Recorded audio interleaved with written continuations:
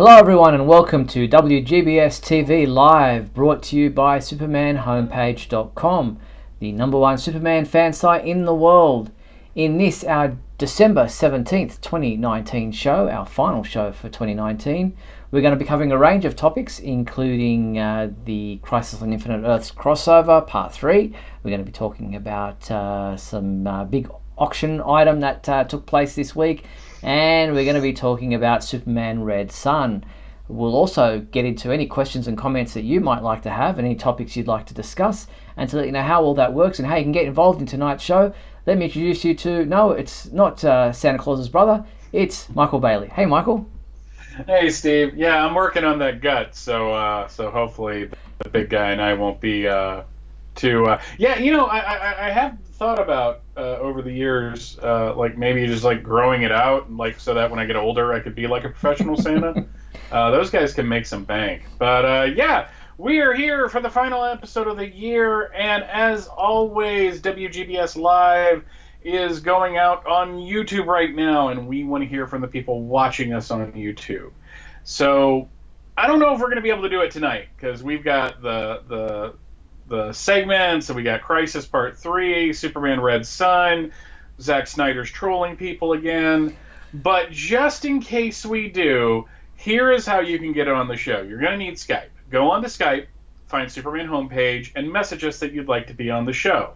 And about halfway through, we might be able to get to it, probably not tonight. But if that does happen, two things. One, message us. Don't just call, because that can screw everything up. And two, if you have an external speaker and that is how you're listening to us, please turn that off, because we are on a delay and that can kind of screw things up. Yes, indeed. And people noticing that we're in the festive mood. Michael's got his shirt on. And he's got his eggnog, which he's sipping on there. I did have a Superman ugly sweater, Christmas sweater on earlier. It's just sweltering heat here. I'm not wearing it for the full show. Yeah. Got a bit of bling happening here in the background, as you can see. Yeah, as people probably know, you're in Australia. Either that, or they just think, God, where does he live in the country that talks like that? And you guys are sweltering right now. Meanwhile, we are here in Georgia are hitting a bit of a cold snap. So. Of course, opposite sides of the world, opposite weather. Yes, indeed. And we've got a little festive thing happening at the top there with the Christmas garland. It looks nice if I can line that up properly. But yeah. So, as you mentioned, we've got a lot of things to get through tonight, a few topics that are of interest. And we like to start with movie news, and, well, as you said, Zack Snyder, he's back at it again. This week he posted a image on his Vero social media account of Superman from Justice League, but wearing what appears to be a black recovery suit. Other people saying maybe it's just Photoshop, that all he did was desaturate the colours in the costume and Photoshop to look like that, but I don't know. What do you think? Well, if he's going to desaturate anything, it's going to be the colors in Man of Steel. Hey-o! That was a terrible joke. No, here's the thing. I know they had that deleted scene that came with the Justice League Blu-ray, and it was on the iTunes one, or the Vudu, I think is how I watched it digitally. And they had him walking by a black costume. Mm-hmm. If it's from the movie, cool, great, that's fine. But where does it fit? Because the whole point of the movie is him joining is he going to join the Justice League in a black outfit? I'm kind of confused by where the placing of it would be in the movie, because the point of the black costume in the comics was it was kind of like a restorative suit almost, if I'm remembering the comics, and it was just kind of like something to put him in until they have the big reveal of his powers being back and he has the original costume. So I'm just kind of confused where it would be in the film. Yeah, exactly, because as you say, it's the black recovery suit in the comic books, which we're seeing on screen now, was part of him depowered or not yet being fully powered. So it was all about the fact that, you know, he was wearing that for a reason. But in the movie Justice League, he comes back fully powered, as we see immediately in that fight with the rest of the Justice League, where he doesn't really know who he is until Lois comes along and reaches out to him. So it doesn't really fit, because from that point, when he is back with knowing who he is, he's that whole hopeful, colourful, upbeat type of persona. So the black suit really doesn't fit in with what we know of the movie. And I do have to agree with somebody I saw on social media, I forgot to write down the name, that said that the black costume from Man of Steel looked better than that one, and I kind of got to agree. I mean, I know it's almost the exact same costume, but there was something about the black one for Man of Steel that just looked better. I don't know if it's the S and the way it looked, but that was actually one of the cooler parts of that film, that they actually decided to like put him in that outfit for that dream sequence. Yeah. So yeah, Snyder gonna Snyder. Yeah, it's almost an adjective at the moment. Oh, you Snydered him. So, Yeah. Or is that a verb? I never know. We move on, and as I mentioned at the top of the show, there was the release of the Red Sun official trailer, Superman Red Sun, the animated movie adapting the comic by why can't I think of his name? Mark Miller. Mark Miller, that's right. I was going to say Mark Waid, and I knew that wasn't right. Let's have a look at the part of the trailer. We don't want to get copyrighted blocked this week again. So let's have a look at part of the official trailer for Superman Red Sun.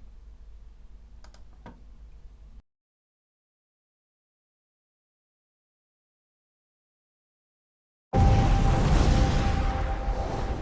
Up in the sky! Get the best you've got.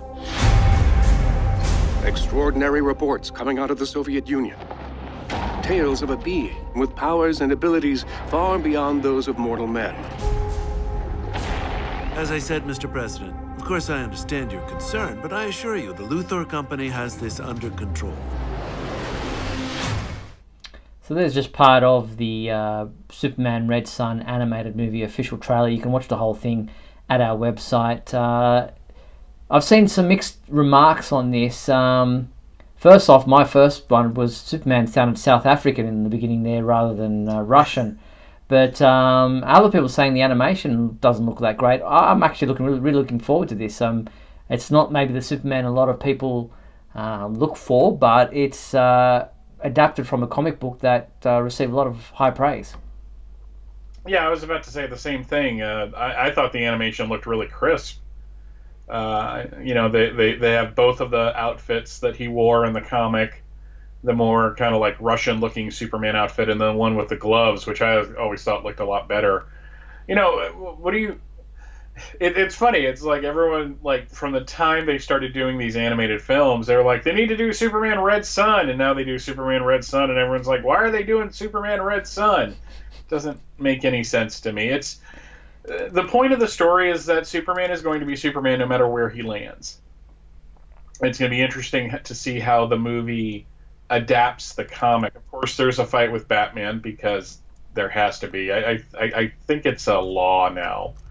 But they have Wonder Woman, they have the Green Lantern brigade coming in. It looks, and Lex Luthor looks like he's going to be every bit as smarmy and self-important as he was in the comic. And Mind the Gap is pointing out that Jason Isaacs is playing Superman. I love him. I've loved him in just about everything I've ever seen him in. I haven't seen Discovery yet, but he was the bad guy in The Patriot with Mel Gibson. Yeah, I thought he was just excellent. Just going to bring up his image into the page here, just enlarge that a little bit there in the bottom right hand corner underneath Michael. There you can see that's the actor who is voicing the role of Superman in this animated movie, obviously playing a Russian Superman, so there's the accent involved there. But this comes out in the first quarter of 2020. Looking forward to this.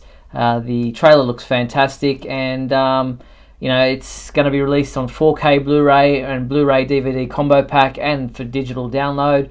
And you can pre-order right now through the links on our website when you look at the trailer on the page there at supermanhomepage.com. Yeah, I'm really looking forward to it. I think more looking forward to the original Superman movie they're going to be doing later in the year, simply because how did that happen? Like how'd that sneak through? But no, this looks like it's going to be really cool. Yeah.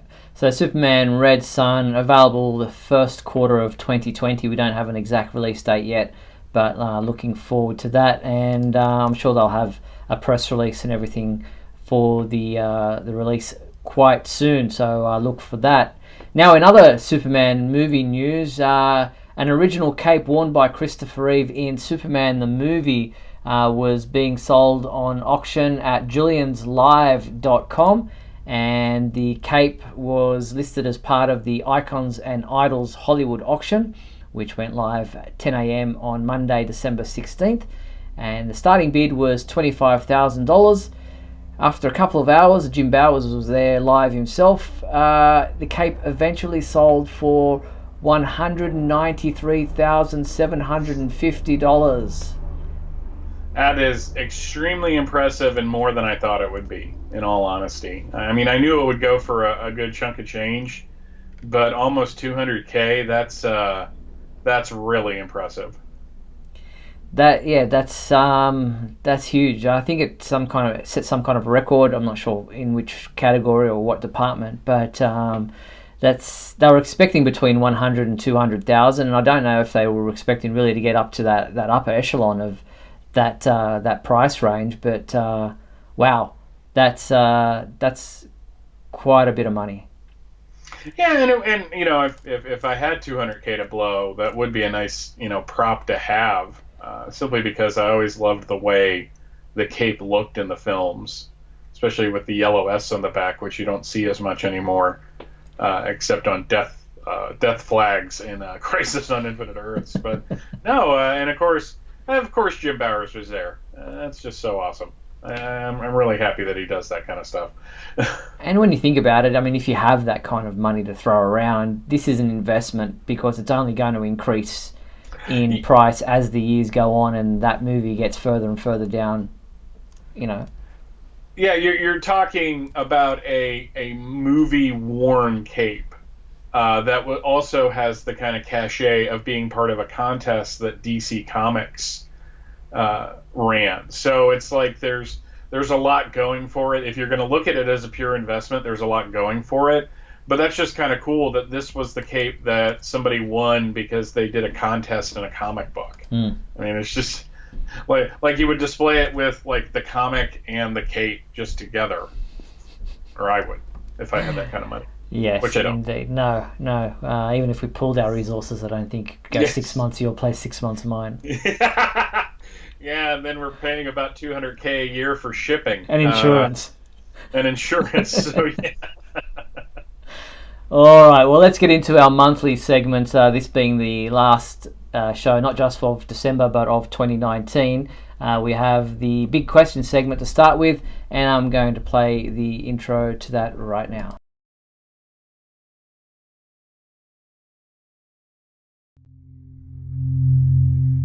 Let's start with the big question.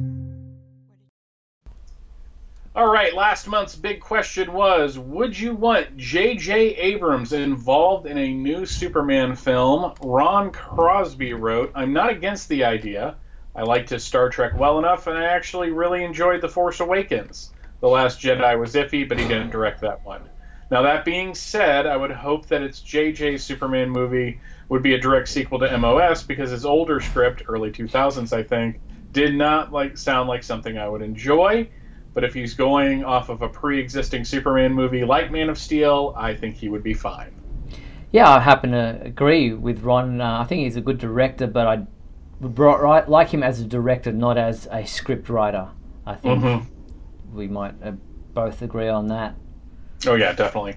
Okay, Stephen Marshall wrote in. He said, I would absolutely love J.J. Abrams to direct the next Superman. I think it's a no-brainer. People often bring up his flyby script, but that was the way it was because of John Peters, who asked him to make it more like Star Wars. Hopefully it happens, and hopefully he brings back Henry Cavill. So he listened to the thing, make it more like Star Wars, but he applied that to his first Star Trek film. That kind of tracks when you really think about it.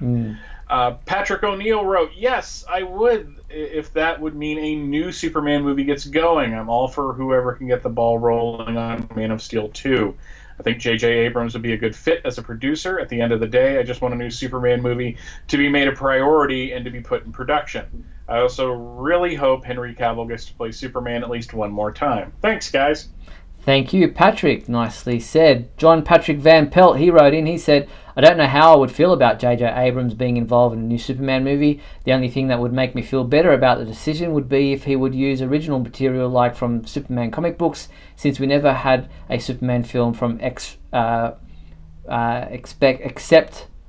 such films like Star Wars Episode The Force Awakens and the upcoming 9th and final installment of the saga title, Star Wars Episode, what's that? What are we up to? 7? The Rise of Skywalker? Is that what it's up to? 9. So I guess we would have to wait and see what he would do with the Superman film. Well, thank you, John. Tina Murray writes, yes, because he has proved he can re-energize film franchises with Star Trek, Star Wars, and Mission Impossible. So we know he can take on big movies with a huge fan base. He has a very talented way of making these old movies somehow feel fresh and new. So I think he would make a great Superman movie. This is that is new, but maintain the tone of what made us fans of these Superman movies in the first place. So I say, why not? He is a very talented director. Well, thank you, Tina, and thank you everybody else who responded to the Big Question segment of our show. It's good to see so many people getting involved. So let's see if more people can get involved in this next one, and there's no rush on this one. What is the question, Michael? The new big question is, what did you think of the Crisis on Infinite Earths crossover? Yes, now we've got parts 4 and 5 airing in mid-January, and we won't be returning to this segment until the end of January. So you may want to hold off and watch parts 4 and 5, and then respond to this question, the Big Question segment for the WGBS TV Live. You'll find the WGBS TV Live Big Question feedback form under the contact menu at the Superman homepage website, so get involved. Yeah, that was a fun one. We're getting a lot more responses now, which is always good. Yes, indeed. So let's jump now straight into the super secret. Only one thing alive with less than 4 legs can hear this frequency, Superman, and that's you. Last month's sound came from the Reign of the Superman animated movie. Let's hear it again. Yep, here is that sound that was from last month. Kal-El and I had a special bond, but you were the love of Clark Kent's life. So there you have it. That's Wonder Woman talking to Lois Lane about the special bond that she had with Kal-El, but she said you were the love of Superman's life. So we had, I think, 4 people guess that right, and they were Mike Zumo, Ron Crosby, Stephen Marshall, and Patrick O'Neill. Congratulations to those 4 people for guessing where in the world of Superman that sound came from. Wasn't necessarily one that was too hard, but not if you hadn't seen the film, which would have been very difficult. But here is the new super secret soundbite for this month leading into January. So check out, see if you know where in the world of Superman this new sound comes from. I told myself I was going to have a real Christmas, one I'd find for myself. So there you have it, a Christmas themed one. Do you think you know where in the world of Superman that sound came from? If you do, head to the Superman homepage website, go to the contact menu and go down to Super Secret Soundbite. There you'll find the entry form, and we'll read out the names of every person who guesses it right when we return to this segment at the end of January. Woo, yeah. I don't even know where it came from. Of course, I couldn't hear it, so that probably helps with me not knowing that. That's so, right. Still. help. We don't want you to. I purposely do that, so I know you just can't help yourself. You're just going to give it away, blurt I'll it just out. blurt it out, and then like we're reading 1,500 names next month. It'll be terrible. So. All right, so let's look into the TV side of things, and we purposely held back talking about the third part of Crisis on Infinite Earths last week when we chatted about parts 1 and 2.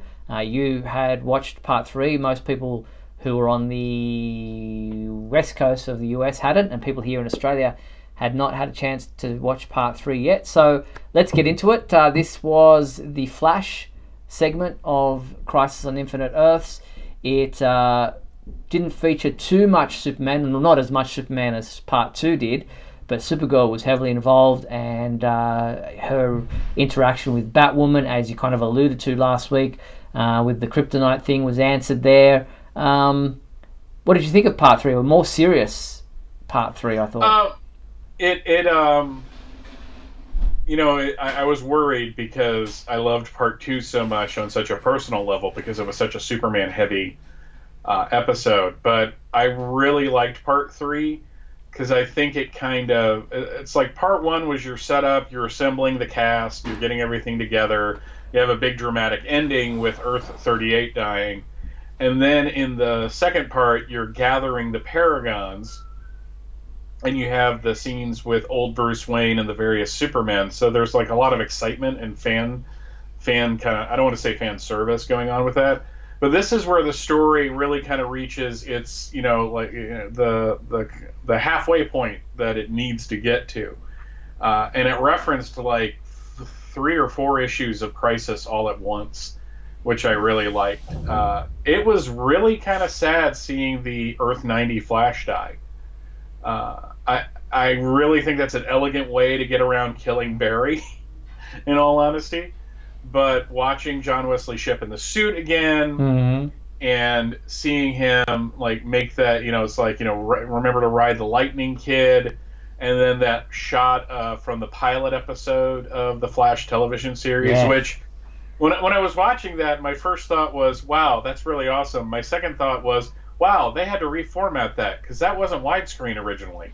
And then I read an article where they were talking about the fact that they had to do that. So you had like a really dramatic death.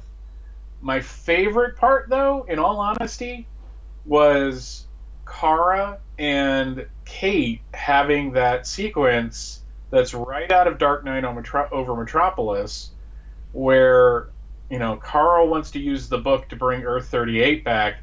Kate's able to talk her down, and Kate offers to give her the kryptonite that she kept. So it's not this big thing hanging over the entire story, and Kara tells her to keep it. And I'm like, they're establishing so much here between these two characters. It's pure world's finest, where they're not fighting. They're not angry at each other. She doesn't distrust Kara automatically, and Kara doesn't think she's crazy. And they have now a deep trust that I just thought was great. Well, Tim in the comments makes a good point about Flash, 90s Flash, John Wesley Shipp, his Flash.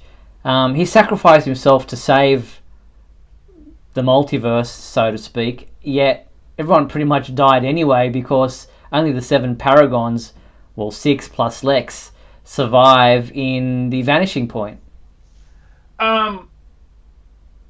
Yes, that is true, but with these type of event stories, they didn't know that. They thought this was going to be the big thing. So it's still a good emotional beat. Yeah, true. But it does, it's to be fair, it's just like, well, if you're going to apply that logic, then you're going to say, well, why did they save anybody on Earth 38 at all? Because they were all going to die anyways. You have no access to the tie-in comic, do you? Not at the moment, not until they either release them digitally or do a print version out here. Okay, because I believe there's something there. It's not just a tie-in. It's not just a reprint, is it? It's a tie-in comic that is set in the Arrowverse. Yeah, it reprints now. In the back are reprints of issues 1 and 7, but the first 2 stories are tied directly into the story. In fact, Felicity from Arrow is the narrator of the first story, and there's something and you need to remind me, because I couldn't remember it, my wife couldn't remember it. I haven't rewatched the shows this closely. They dropped something in the comic, and I'm not going to reveal everything that happened in the comic, but they dropped something that the Paragons are also there to re-jumpstart the multiverse if necessary. And I don't remember them saying that on the show, and I'm like, did they drop like a massive spoiler in the comic? Like, is one, because we've been talking, is it going to be a multiverse after Crisis, or is it going to be a single universe? And it'd be interesting if that's the case, that they have in their back pocket that the Paragons, because they're from different Earths, are going to be able to bring back the multiverse. I'd argue that Lex wasn't supposed to be there because it was his symbol on the door of the 7 Paragons. So, and I got another question on that. Shouldn't a page out of the Book of Destiny be really hard to rip out and hide in your thing? Like, I'm watching that going, I'm going to go with this, but that's really weird. My final big note, outside of really liking how Lila finally turns and the Monitor dies, and they reveal that the Anti-Monitor's real name is Mobius, so we're going with the whole thing from the Dark Side War in the comics. But it was really cool seeing Kara hold Superman as he disappeared and turned into Lex, which was a homage to the Crisis 7 cover. So I just think they left it on a really interesting note. I'm kind of fascinated. So John's just asking in the comments, why was the Flash running, 90s Flash running on the treadmill so fast? It was powering the Anti-Monitor's device, wasn't it? Yes, he was. He was powering. Now, see that whole cannon thing is kind of interesting too, because that was what the Flash was fighting in Crisis number 8 when he died. But yeah, he was powering that. Was Black Lightning one of the Paragons? Is he one of the people that survived into the? Well, there's Supergirl, Batwoman, the Flash. Who else is there? There's what's her name from DC Legends? Yeah. White Canary. There's Lex is there now. That's 5. I'm struggling with the other 2. Black Lightning's there too, which would make sense because that brings them into it. No, it's going to be interesting that they're going to be going to like the beginning of time in the next episode and fighting the Anti-Monitor, and LaMonica Garrett, who plays the Monitor, revealed on one of the post games that the first part of the episode when we come back is going to be the origin of the Monitor. So I'm looking forward to see what they do with that as well. Okay, people in the comments are listing them. There was Lex, Kara, Jean, I forgot about Jean, Barry, Kate, Ryan Choi, and White Canary. Yeah, that's true. So Black Lightning wasn't one of them. To be fair, a lot of people forget about John. So it's the writers of Supergirl sometimes seem to forget that John's there. He seems to be forgotten in every crossover but this. He's never in costume anyway. Yeah. Which is disappointing. Yeah. The argument against it being a single universe at the end of all this would probably be because of the fact, and as people are using in the comments, that they brought in many of the other shows that are already existing that are not going to, like Titans, Lucifer. These are not going to be brought into the one single Earth because they've got their own versions, well, Titans does, of characters that are in existence already. So you'd probably think that they'd go back to a multiverse, or maybe a diminished multiverse. I'm hoping they do. I'm actually hoping that we're going to get a bunch of shots in the finale of everyone going back to their Earth, and something like maybe a final shot of the Smallville Earth, because they only filmed a day, but you could film a tag, and Brandon Routh going back to the Superman the Earth 96, and my one hope is that I kind of want Earth 90 Flash to kind of come back right there at the end too, and have his kind of, retirement or kind of end note. So, but we'll have to see. I mean, we've got like almost a whole month to wait. True, and they've been doing some cool behind the scenes videos that they've been releasing on YouTube. And here's one of them called It's Raining Superman. I'll play a little bit of that to give you a behind-the-scenes look at what Brandon Routh and Tyler Hoechlin had to say about both playing Superman. So the Superman thing is real? Oh, damn. For all these years. It's amazing to be a part of the Crisis on Infinite Earth storyline. I'm excited. I'm excited to do something so epic with all these guys up here. This is obviously a very special one for me, being back in blue. I made a promise to keep fighting, no matter what. I think what makes Superman such a great hero at his core is that he shows us the best that is within us. Told you you'd catch me. So there you go. That's just some of the behind-the-scenes video they released called Raining Superman. You can check it out in full at our website. Great to see Brandon Routh talking about what it means to him to be back in the Superman costume. Yeah, I loved this video, mainly because it brought back the shot of Black Lightning going, wait, the Superman, that's a thing? And all I could think of is, okay, he's Black Lightning, but he was Steel, and he was also on an episode of Lois and Clark, so he's really the only guy in the room that has been in the presence of 3 different live-action Supermen. And just goes to show that even in a universe where he doesn't, either these other heroes are not known to him because he was like, who are you, when he first arrived, he knows a Superman. Yeah. That's what I'm saying, is I honestly think that Superman is probably one of those legends that kind of permeates. Tim R. knows me very well in the comments. He's saying he's sure he wants to actually see Dina Meyer as Barbara Gordon again. Yes. Yeah. Well, to be fair, I'd like to see like Dina Meyer reading the phone book, but that's just a personal thing on my end. All right, we're going to take a quick break. We're over the halfway mark of the show, and then we're going to come back and talk a bit about Supergirl, comic books, and so much more. So stick with us, play a few messages, and we'll come back right after these.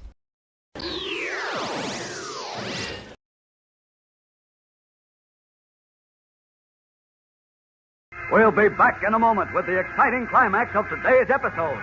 So stand by.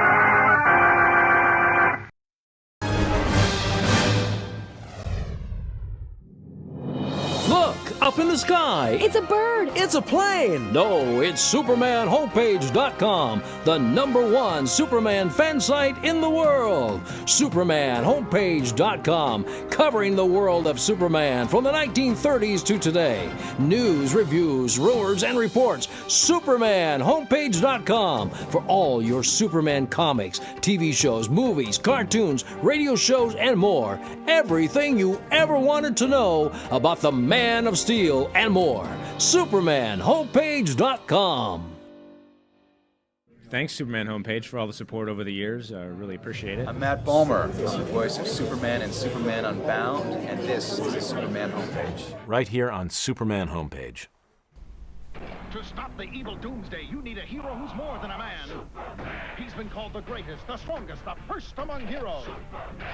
High-voltage villain Conduit is powered by kryptonite, but with Krypton cannon blasting, Laser Superman powers him down. Conduit will learn, don't mess with the S. It's the dreaded Doomsday, the most fearsome force in the universe. Even Doomsday will learn, you don't mess with the S.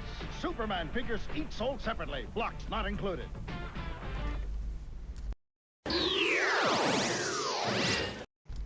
Don't mess with the S. You know, it's funny that you post that, because that's like 20 years ago that those, almost 24 years ago that those came out, because that was right after I moved down here to Georgia. I was working at Walmart, and I used my employee discount to buy pretty much the entire first series. But yeah, those commercials are amazing. Yeah, they did a pretty good job of them. I was just looking across at my action figures on the shelf there. The Conduit one is always weird because it's like kryptonite rays, but they've got an infinite, they've got a finite end to them, so it's just like these long tendrils. But yeah, it was such a fascinating line too, because it was the first Doomsday comic. Superboy, they did 2 steals eventually, because they had the steal with the S on his chest, and then the comic book steal of the time. But it's just like Massacre and Conduit, and I'm just like, wow, these are like nothing more 90s than for Superman than that line. But they had a really nice Kryptonian battle armor thing too with it, that the figure could fit inside. So I gotta say, that was kind of a big deal, because for Superman to get his own action figure line separate of a cartoon, and just based on the comics, was just fascinating. Yeah, indeed.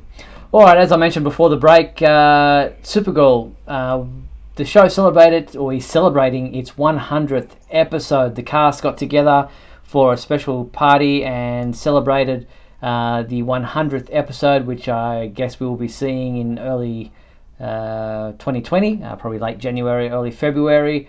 And the cast in attendance included Melissa Benoist, Kyla Lee, Katie McGrath, Chris Wood, Andrea Brooks, Julie Gonzalo, David Harewood, Nicole Maines, Jesse Rath, Azzy Tesfaye, and Staz Nair.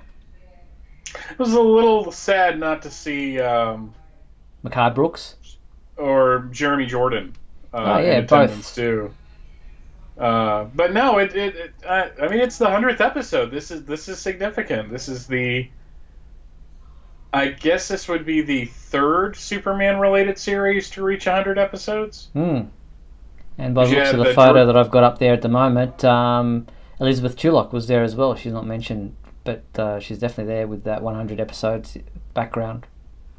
Yeah, I'm glad. I'm looking forward to seeing what they do with the 200th episode too. 100th.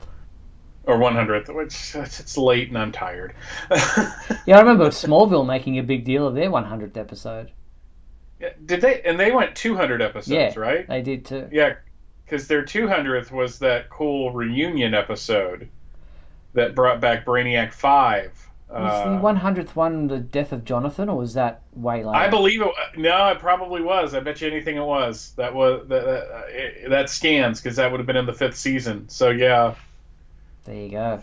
So yeah, congratulations to the cast and crew of the CW's Supergirl, which was obviously on CBS to start with, reaching 100 episodes. As Superman, or as somebody said in Superman 2, never thought it would last a distance. Yeah, we really did it. I mean, in all honesty, we were. I think you and I, if we'd have to go to the tape, obviously. But I think we were both a little nervous at the end of that first season, because it was on CBS at the time, and it wasn't like this is definitely going to happen. And moving it to the CW really seemed to save it, even though it meant making it a little colder for everyone filming, since they're not in LA. But no, I'm so happy for the show. I'm kind of hoping that I enjoyed the back half of season 5 more than I enjoyed the first part. Yeah, well, even after season 3, which was a bit of a downer season, there was a lot of people thinking it might not go any further. But yeah, it's season 5 and kicking on. And they're recasting a role of a character that is one of my favourites in Mr. Mxyzptlk. Thomas Lennon has been cast in the role for season 5 in a recurring role. This is him right here, if I could grab the image. He is playing Mxyzptlk in season 5. You may recall, if you've been watching the show, that Mxyzptlk has already been on the show, played previously by Peter Gadiot, or Gadiot, or however you want to pronounce it. He played Mixie in season 2 in 2 episodes, Luthor's and Mr. and Mrs. Mxyzptlk, where he tried to win the affections of Kara Danvers. But I guess Mixie, being the character he is, can look pretty much however he likes. Yeah, I'm going to be interested to see, because it's more of a recurring role. If I read the press release right, so that's that could be a little better. Mixie, I think, is best played as a kind of harmless imp. Instead of instead of somebody who's Eurotrash trying to bet on football games. The episode from season 2 was fun, but I really just want them to go all out though and have him in the derby and the purple and orange outfit that you were just showing. So that's what I'm going for. Yeah, well, I've done it. They did it in the Superboy TV series, didn't they? Yes, and Michael J. Pollard played him. He just passed away recently. Yeah. He was in I think at least 2 episodes, and they put him in that outfit, and I was just like, wow, that's bold. I mean, it was syndicated television, so it was probably easier, but still. And John Patrick in Van Pelt's asking, no chance to get Gilbert Gottfried? Look, he's up there in age now. I don't know. His voice is still going strong, but maybe it just doesn't, either he wasn't available or doesn't fit what they're trying to do. You can't always go back to the same well time after time.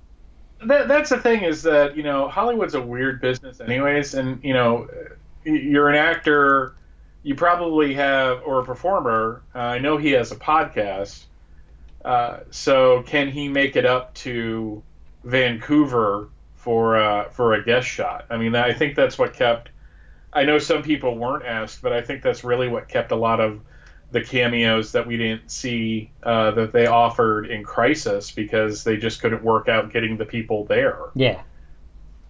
All right, well, let's change direction and look at the comic books. And this past week, and I don't know if you've read it because it was a big issue, but Superman number 18 came out this past week, and it is the big one, the Start of the Truth story, where Superman reveals his secret identity to the world, held a press conference outside the front door of the Daily Planet, previously had told Perry White about it, which I thought was probably the strongest scene in the book.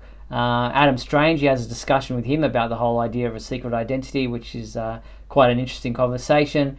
Jimmy, there's an interesting scene there with Jimmy, who I won't spoil it for those who haven't read it, but I thought that was well played. And overall, I didn't mind this. Like I keep saying all along, I know a lot of people are down on this whole idea of Superman revealing his secret identity to the world and think it's unnecessary, that it's been done before.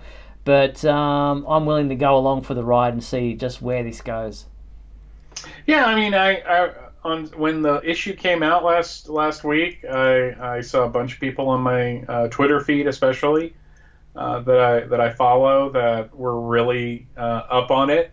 Seems to be getting a lot of good reviews, and I'm going to say now what I said then. If you're enjoying this, I'm very happy for you. I'm glad it was what you wanted. I'm kind of happy that I'm not going down this road, because I have a feeling, especially looking at the solicitations for the next few months, it looks like this is going to be a big splash, and then they're just going to go on telling Superman stories. I am willing to put a little bit of money down that this whole thing of, well, I'm still going to be Clark Kent and I'm still going to write stories for the Daily Planet is probably going to be something that will be forgotten fairly quickly, just in favor of just having Superman be the star of the book, which is fine. So I could be wrong. I don't think I am. Well, we'll have to wait and see to see where things go. Adam, our reviewer, didn't like it. He gave it a 1 out of 5, saying that the only scene that he thought was well written was the interaction with Adam Strange. But personally, I think Adam's being a little bit harsh with his review, but that's his opinion, and opinions of the reviewers are there for everyone to discuss, and not necessarily the opinions of everybody at the Superman homepage. But it's going to be a long ride for him as a reviewer of this. That's rather the point too. I mean, and Adam's been reviewing, I think, longer than anybody else currently reviewing for the site. Yep. And he has been very positive in some reviews. I think I've disagreed with him on certain reviews as well. But I read that one line that you pull quoted for the Twitter link, and I was just like, wow. Okay, I was actually kind of impressed, because it was a nice little turn of phrase. And looking ahead to what's available this week, before we get into the solicitations, as you mentioned, for March next year, it's another big list of comic books available for comic book readers of the Man of Steel. Up front, we have Batman Superman number 5 available this week, and that is available in a variant cover. Also this week, we have Doomsday Clock number 12, the final issue of this series. It actually finally came out, and I'm seeing heaps of articles about what this means for the DC Universe and for Superman, and it's available in not just a variant cover, but what is touted as a blank cover, but it's actually probably a yellow cover where you can get sketches or whatever done on. Also out this week, Legion of Superheroes number 2, and that is available in a variant cover as well. We also have the one that I'm looking forward to reading, and actually I'll get to that in a second. We have Justice League number 38. That is out in a variant cover as well. And the one I'm looking forward to, Superman Smashes the Klan number 2, the second of the 3-issue series, is out this week. Loved the first issue. The cover for the first issue won our best cover of the year in the Shield Awards, which I'll also get to if we have time tonight. Also out this week is Jimmy Olsen number 6, which is available in a variant cover, and obviously Batman-centric cover there. Year of the Villain, Hell Arisen, number 1 of 4 is out this week. They're really taking this Year of the Villain thing to the max, and that is available in a variant cover with the Batman Who Laughs. And then Superman, the Golden Age Omnibus, Volume 1, new edition hardcover, is out there with... I've never seen that cover before. What's that from, Michael? As soon as it pulls up, I'll be able to tell you, because I'm on a delay. I'm excited though that that they're putting that back out. I'm hoping this means that they're going to continue with the line in and of itself. I saw in the advanced solicitations what cover is that? I think that's actually comics number 1, Steve. If not, you really need to brush up on it. I will have to say this. I really liked the Darwin Cook one of the first one, which I bought. Yep. That is a really slick design. I like the logo, even though it's not period appropriate. I like the blue at the bottom, and that's a really slick cover. Now, Doomsday Clock, I saw you in our little window on the side. Make a face. It's finally come out. Doomsday Clock number 12. I think this means that the third seal has been broken. Or hell is frozen over, one or the other. Yeah, Georgia at least is frozen over. All kidding aside, I'm really looking forward to reading this. I've been holding off reading issue 11 because I wanted to read 11 and 12 back to back, because I didn't want to have to read it and then wait. But I'm glad it's over. You mentioned what does this mean for the DC universe? I don't think it means anything. It was supposed to once upon a time. Yeah, I mean, they are so far away from the remit of what Rebirth was going to be at this point that it's nice that it's out there. It's going to probably serve, if you want to read it as a sequel to Watchmen, I think it'll serve well with that. But I just don't think it's going to have a big impact on the DCU. Vankman in the chat asked what was the pull quote that I thought was so funny, and it was basically Adam saying reading this was like watching somebody succumb to a poison, and it was just like, wow, oh god, that's gotta hurt. All right. Before we get into the solicitations, and talking of Doomsday Clock, Jeff Johns in our Shield Awards for 2019 was voted as Best Writer, with Gary Frank voted as Best Artist. So Doomsday Clock is obviously having a massive impact on people's opinions of the Superman comic books for 2019. That was a legit surprise. Because I thought Bendis was going to take it, just because he's the main writer of Superman right now. He's on Action and Superman, so he's on Action. He's got 2 shots at it. So what does it say about the Superman homepage's audience and their opinion of his that they voted for the thing that was late. It's probably gone across 3 years now. Yeah, I mean, it's just like that. I don't know if that's an indictment because a lot of people seem to love Superman number 18. But yeah, that was very telling in my opinion. All right, as I mentioned before we get into the solicitations, there was another comic book that was released recently, and that is by Tidal Wave Productions, and it's a biography graphic novel titled Tribute: The Supermen Behind the Cape, and it features a artist's depiction of there it is, Christopher Reeve, George Reeves, Jerry Siegel, and Joe Shuster. It's a 96-page graphic novel. Also has a special section devoted to the Christopher and Dana Reeve Foundation. It's basically the story of the people behind those names. Yeah, that looked interesting.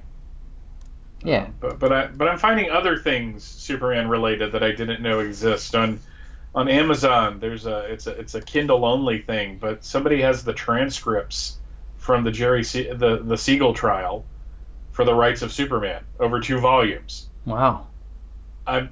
I'm kind of fascinated. I have to get these now. So, but any kind of new Superman resource type thing is always enjoyable. Yeah, the historical stuff is really fascinating, especially when you read some of the books that have letters between Jerry Siegel and DC Comics editors, and the desperation in him at the time to get the rights back.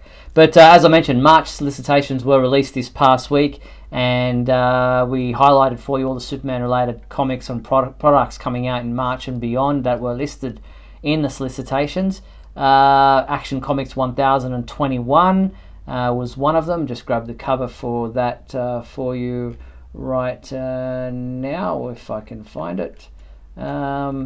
Solicitations, there we go. Action, whoops, that's the one small one there that I'm just enlarging.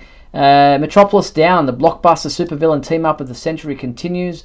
Leviathan, the Invisible Mafia, the Legion of Doom, all have descended onto the city of Metropolis to challenge Superman in his most vulnerable moment.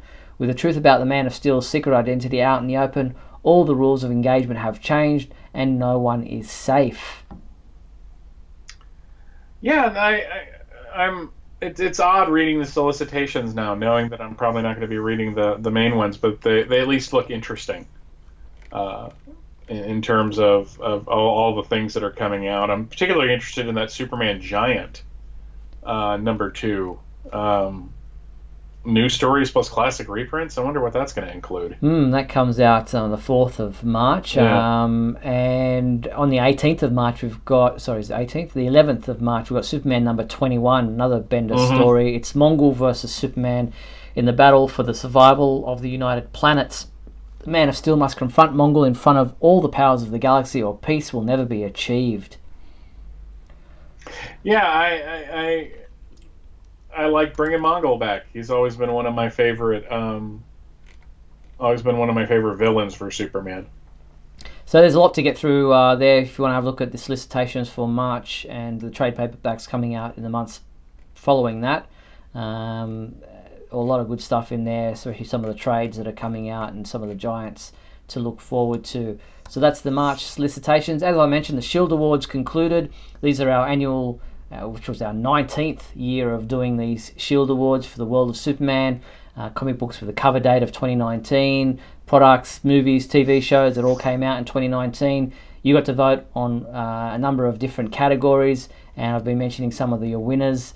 It was interesting that Superman, the title, was voted as the best regular Superman title.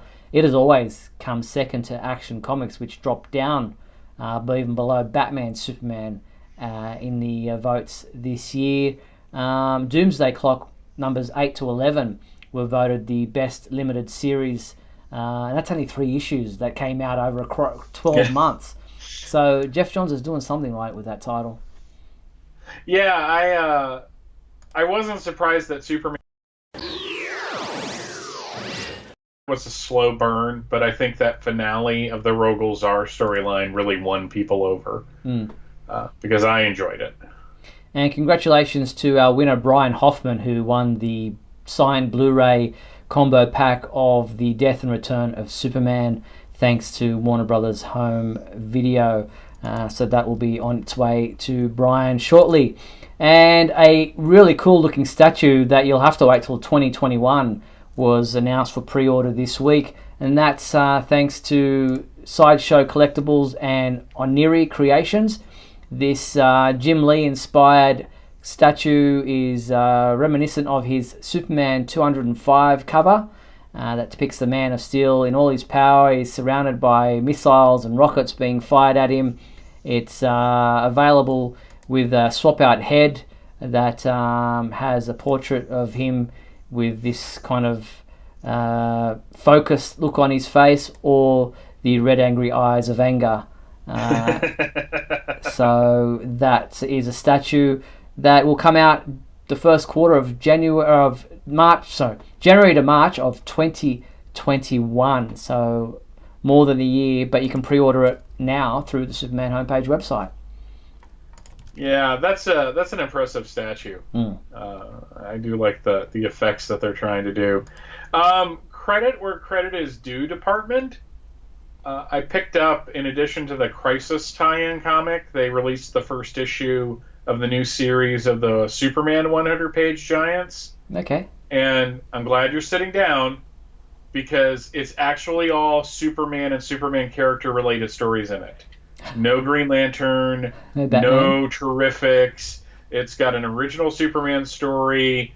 The reprints the first part of the Brainiac storyline that Jeff Johns did. It's got a Supergirl, a Jimmy Olsen, and an issue of the Rebirth Superman title. Wow. So nice I actually, that's the only reason I bought it. I'm like, okay, I told them if it was like nothing but Superman stuff, I'd support this. So hopefully I'll be able to find the rest of them. But yeah, that's for those of us who are in the States. I'm sure they'll eventually get around to reprinting the original Superman story at least, like they did with the Tom King thing.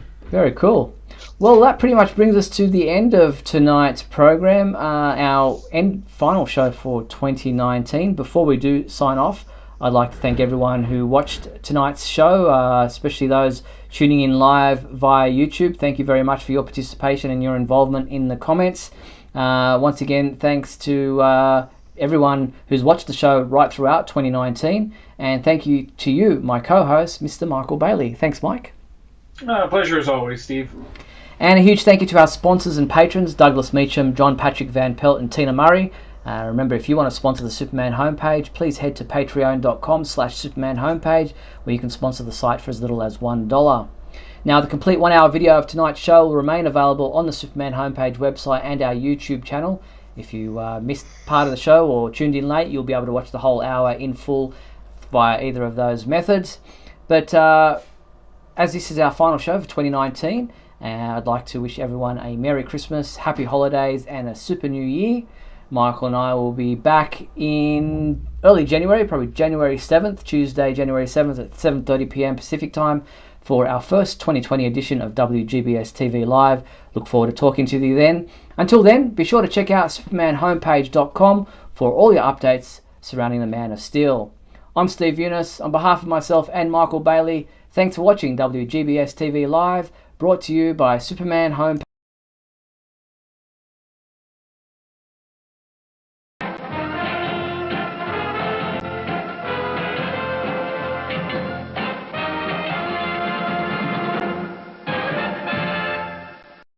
Hello, everyone. This is Superman, bringing you best wishes for a very Merry Christmas from Lois Lane, Perry White, Jimmy Olsen, and myself.